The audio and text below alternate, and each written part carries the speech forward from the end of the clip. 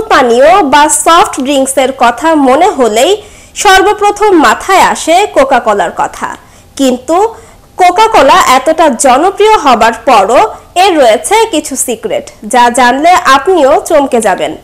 Coca কোলার মধ্যে রয়েছে বেশ কতগুলো অ্যাসিড, যেমন অস্পরজনিক অ্যাসিড, অর্থোফসফরিক অ্যাসিড, সাইট্রিক অ্যাসিড ইত্যাদি। ফলে সারা বিশ্বে কোক দিয়ে ট্রাকের ইঞ্জিন কাই পরিষ্কার, রক্তের দাগ উঠানো, গাড়ির ছাদের শক্ত ময়লা পরিষ্কার, জং পড়া, স্ক্রু খোলা, ময়লা কাপড় ধৌত, কৃষিকাজে পোকা নিবারণ ইত্যাদি কাজে ব্যবহার করা হয়। কোক নিয়মিত পান করলে কিডনির ক্ষতি হয়, তবে ভয়ঙ্কর ব্যাপার হচ্ছে কোক গর্ভবতী মায়ের অ্যাবর্শন ঘটায়। 60-এর দশকে গর্ভপাত ঘটানোর জন্য কোক ব্যবহার করা হতো। আজ আমরা জানব কোকা কোলার কি কি সিক্রেট রয়েছে, আর সিক্রেট থাকার পরও কেন দুনিয়াব্যাপী এতটা জনপ্রিয়। কোকেন। কোকা কোলা বানানো হয়েছে ভয়ঙ্কর নেশাজাতীয় দ্রব্য কোকেন থেকে, যা তৈরি করেছিলেন ড্রাগিস্ট জন স্টিট পেমবার্টন। শুরুতে এই পানীয় ছিল পেমবার্টনস ফ্রেঞ্চ ওয়াইন কোকা নামক একটা অ্যালকোহলিক ড্রিঙ্কস হিসাবে। এটি বানানো হয়েছিল কোকেন আর অ্যালকোহলের মিশ্রণে ইউফোরিয়াস নির্যাস দিয়ে, যার নাম কোকেথিলিন। কিন্তু এটি ছিল মারাত্মক পরিমাণে ক্ষতিকর, তাই তখন এটি বাজারে নিষিদ্ধ করা হয়। কিন্তু এর প্রস্তুতকারক পেমবার্টন খুব তাড়াতাড়ি এটির ফর্মুলা বদলে দিয়ে ওয়াইনের স্থানে সুগার সিরাপ দিয়ে নতুন করে প্রোডাকশন শুরু করে ও 1886 সালে নতুনভাবে কোকা কোলা নামে বাজারে ছাড়ে। তখন নামে মাত্র মূল্যে তা বাজারজাত করা হতো। এত সুলভ মূল্যে পাওয়া যেত বলে আফ্রিকান আমেরিকানরা কোকেনের বদলে কোকা কোলাতে আসক্ত হয়ে পড়ে। এর ফলে কোম্পানি তখন কোকেনের ব্যবহার কমিয়ে দিতে শুরু করে। কলম্বিয়া মামলা।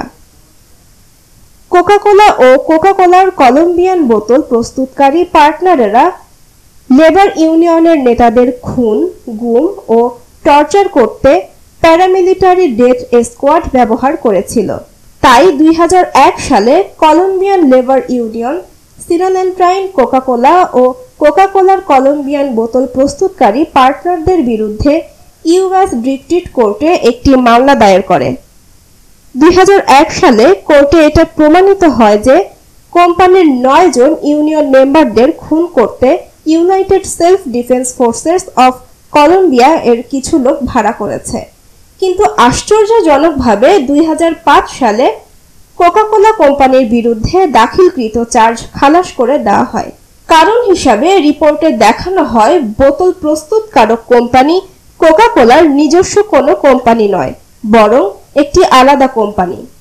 মার্চেন্ডাইজ নং 5। কোকা কোলা সম্পূর্ণরূপে কোকেন মুক্ত হয় 1929 সালে, যদিও এখন পর্যন্ত এতে সামান্য পরিমাণে কোকা পাতার নির্যাস দেওয়া হয়।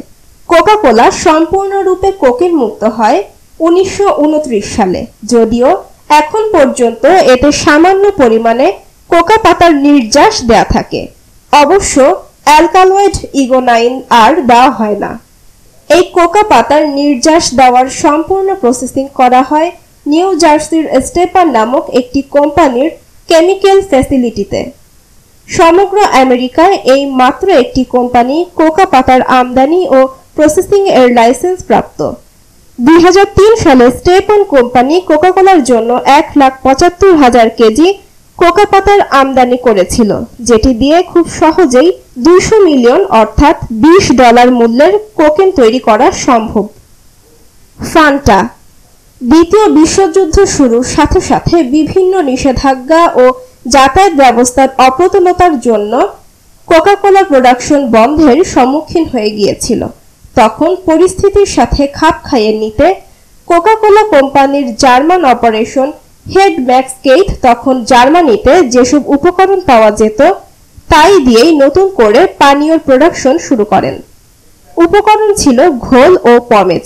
নতুন এই পানীয়ের নাম দেওয়া হয় ফান্টা। যুদ্ধাবস্থায় আবিষ্কৃত এই নতুন পানীয় ও লভ্যাংশ যুদ্ধ শেষে কোকা কোলার কোম্পানিকে বুঝিয়ে দেওয়া হয়। Coke habit. কোকা কোলা এক পর্যায়ে কিছু মানুষের হ্যাবিটে পরিণত হয়। জানা যায় অতিরিক্ত কোকা কোলা পান করার কারণে 2010 সালে নিউজিল্যান্ডে 31 বছর বয়সী নাতাশা হ্যারিসের মৃত্যু হয়।